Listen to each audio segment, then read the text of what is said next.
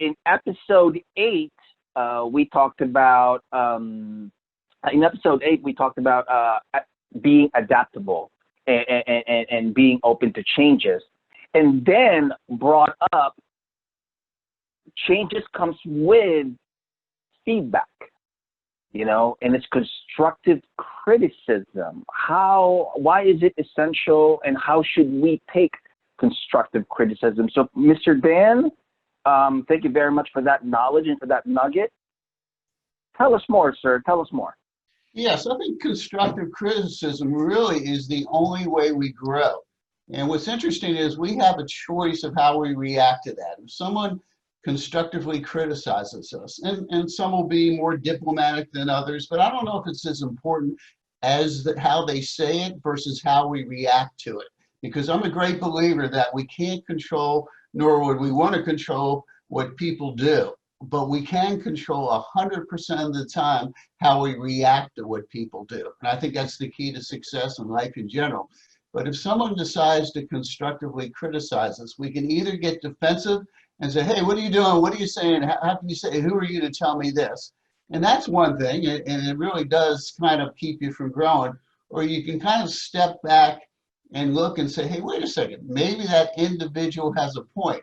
I might not agree or disagree right now, but let me think about it, and let me say, hey, do they have some validity? Is it indeed something I need to work on, something I need to put in my bag of success to help me grow as a person to be more successful? And this obviously expands way beyond business, but in life as well.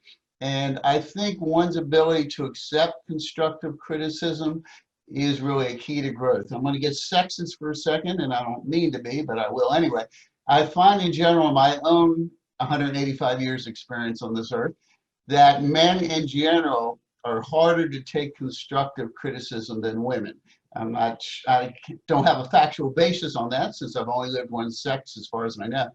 But basically, I find in general, men really find it hard to accept constructive criticism, and they get very defensive about it. So it doesn't mean, I don't really care what anybody else says. Obviously, what I want to work on is how I can be the best person I can be, and hopefully that's why everyone's here. But I just want to suggest that one's ability to accept constructive criticism, to maybe look back, take a step back and say, is this legitimate? How do I need to change? I know, for instance, Carlo and I had a great one-on-one a few days ago, and you were fantastic, Carlo, about expressing some things. Not only how you did it, but the words that you said. And I thought about that a lot. So I would just say accept constructive criticism, grow from constructive criticism, get better based on your own standards on what success is to you. And I think that will help you tremendously. Love to hear feedback. So thank you, Carlo, for your time. Thank you, Mr. Dan. Thank you. Thanks a lot for that. And I'm going to take you back off on what you said as well. And, constructive criticism, when we hear that, the first thing that comes to my mind is your ego is not your amigo. And why do I say this? Because it takes a little bit of humility in holding back our pride when someone is giving us a feedback, just like what Dan said. And yes, many get defensive because we sometimes confuse the message in the world that we live in today, where we are told to stand up for yourself. I mean, I understand that you have to stand up for yourself, but do know the difference between taking advice or when someone is pushing you in a condescending manner. But I do like to switch it around a little bit as well, because Dan brought this up, where we focus more on the person that's giving the feedback. I kind of grew up in an environment where you tell it like it is, where 90% really of the population likes to tell it like it is. But I've always been that type to be on the other side of the fence, where the 10% can inspire their peers when they're sharing their feedback or their constructive criticism with their recipient. It's not what you say, but how you say it. So I like to share constructive criticism with love, meaningful words, enthusiasm, and words of affirmations, because I myself would rather receive feedbacks that are caring rather than harsh and direct lectures. So piggybacking off from what Dan said, yeah, I mean, we should really mind our words and how we convey our message to our peers so they will be more receptive to our constructive criticism. So thanks a lot, Dan. I appreciate that. I appreciate the kind words. Anyone else? Fire away, please. This is a very good topic for sure. So I have a lot about, well, because Dan, you know, it might be predominantly men, but I was that female for a really long time. That was kind of part of my journey last year. Jada and I have kind of talked about this a little bit, but I was very prideful and I didn't even know. And a lot of it was just my upbringing. I moved out when I was 15. I was putting myself through school. And then when I joined the military, I was in a male-dominated career field. I played basketball with mostly guys. I really just had to be mentally tough, but it was to a fault. And what I realized in kind of breaking down my own mirrors or barriers and turning the mirror around on myself is it allowed me to accept criticism better, but it also allowed me to provide it in a whole nother way, like you were saying, with love. And now I'm able to have more genuine conversations, even with my daughter, who she and I were at each other's throats last year. And it's still not perfect, believe me, but you know, she's 10 going on 15.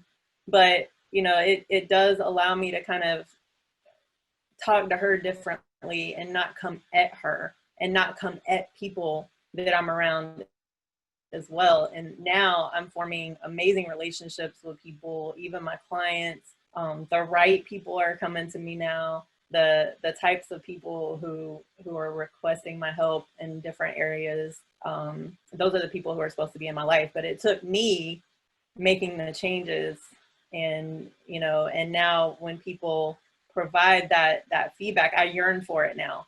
You know, like even with the book, everybody that purchases a book, I'm like, hey, please let me know what you think.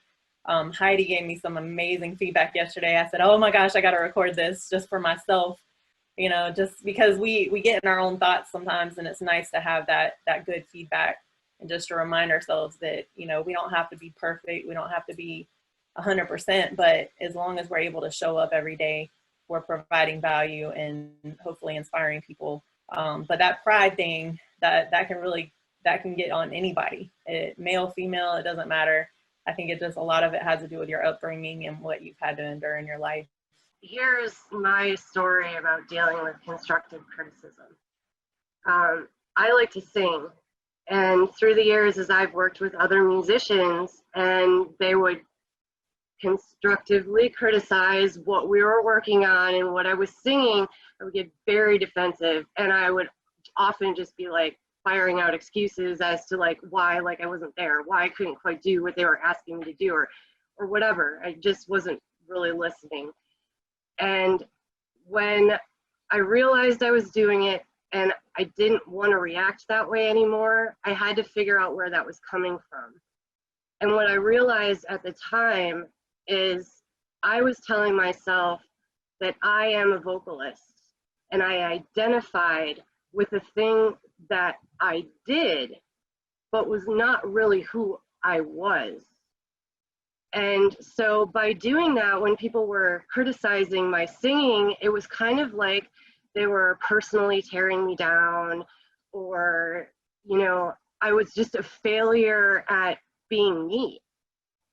And once I was able to separate myself from something that I do and who I really was, I was able to sit down and listen to that criticism and realize that that person was just trying to help me become better